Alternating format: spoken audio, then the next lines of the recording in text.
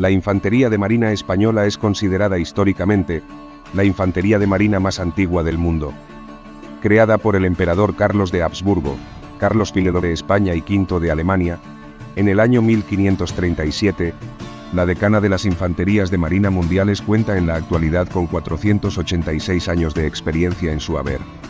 La raíz de la infantería de marina hay que buscarla en el conjunto de tropas conocidas como Compañías Viejas del Mar de Nápoles, que servían de forma permanente en las galeras de este reino, enmarcado en la monarquía hispánica.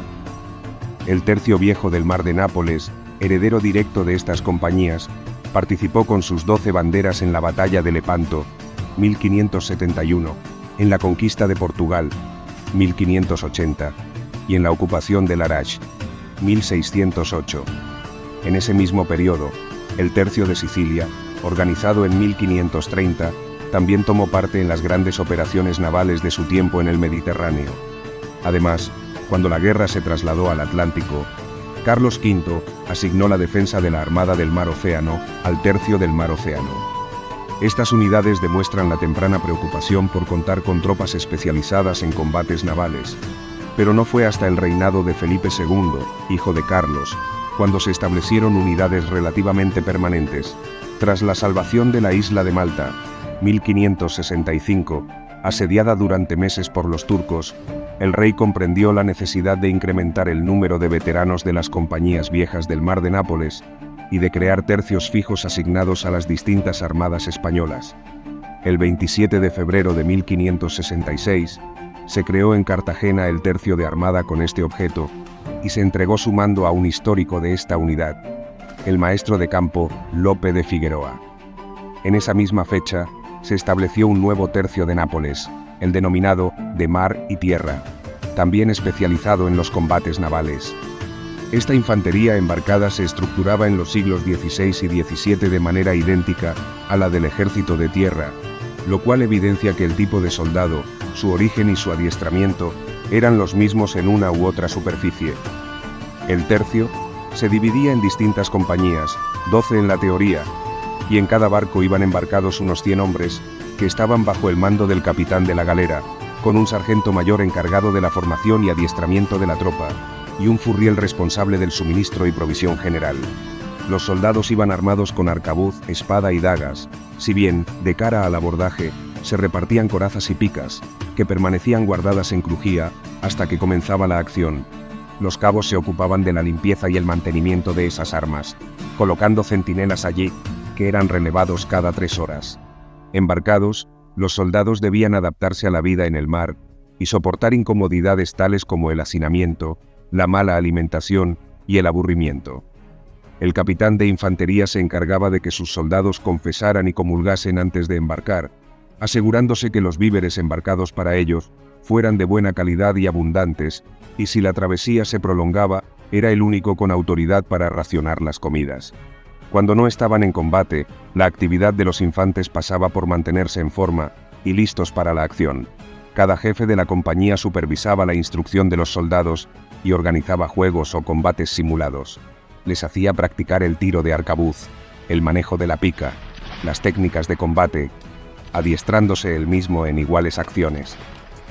Si las batallas tenían lugar en las galeras, barcos de remo típicos del Mediterráneo, la fase de intercambio artillero solía ser breve debido a la dificultad de instalar piezas de artillería en estas embarcaciones ligeras.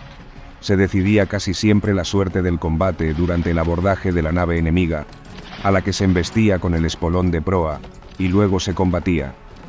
Para la defensa de la nave, la guarnición se dividía en vanguardia, situados en el pasillo de la galera, batalla, en el centro y lugares altos, retaguardia, en la popa, y el socorro, reservas que se mantenían bajo cubierta, que se encargaban de manejar una pieza ligera de artillería y de arrojar piñas incendiarias al enemigo.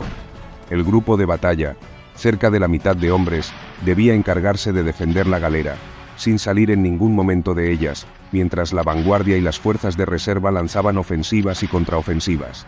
La arcabucería y mosquetería se situaba en lugares prominentes y protegidos para hacer fuego durante todo el combate.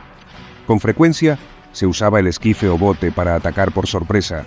Con un pequeño pelotón, la retaguardia enemiga cuando las galeras o los galeones estaban entretenidos entre sí. Miguel de Cervantes, que combatió en un tercio embarcado en Lepanto y perdió allí la movilidad de un brazo, describió con tenebrismo este tipo de combates. Sonaba el duro estruendo de espantosa artillería, acullá se disparaban infinitas escopetas, cerca casi sonaban las voces de los combatientes. Si la batalla se producía, en cambio, en un galeón o nao atlánticos, la fase de artillería resultaba más larga y determinante. Llegar a la fase de abordaje contra esos barcos altos y bien defendidos era el peor de los escenarios para los enemigos de España, cuyos infantes replicaban allí sus tácticas mediterráneas. Lejos de la imagen desvirtuada por el cine de piratas, la clave en estos abordajes no estaba en saltar de un barco a otro, sino en la disciplina de defenderse como una fuerza compacta y lanzar contraataques a su debido tiempo. Los españoles tenían claro que los arcabuces eran el arma perfecta, la punta de lanza, para una descarga a bocajarro que causara espanto antes de llegar a usar las armas blancas. Después de la descarga a distancia corta, como si fuera una escopeta recortada, ya se entraba con espadas y arcabuces a rematar. Era la única manera de abrirse paso en cubiertas atrincheradas, porque además resultaba de gran complejidad saltar de barco en barco. Durante la batalla naval de las Terceiras, Lope de Figueroa y sus 250 hombres sufrieron un abordaje de 2 horas en el galeón San Mateo, donde recibieron más de 500 proyectiles y una veintena de intentos de incendiarlo por parte de 4 bajeles franceses. Los arcabuceros y piqueros aguantaron las acometidas y en un momento dado, la principal preocupación del maestre Figueroa pasó a ser que sus hombres no abandonaran el galeón para lanzarse ellos al abordaje enemigo.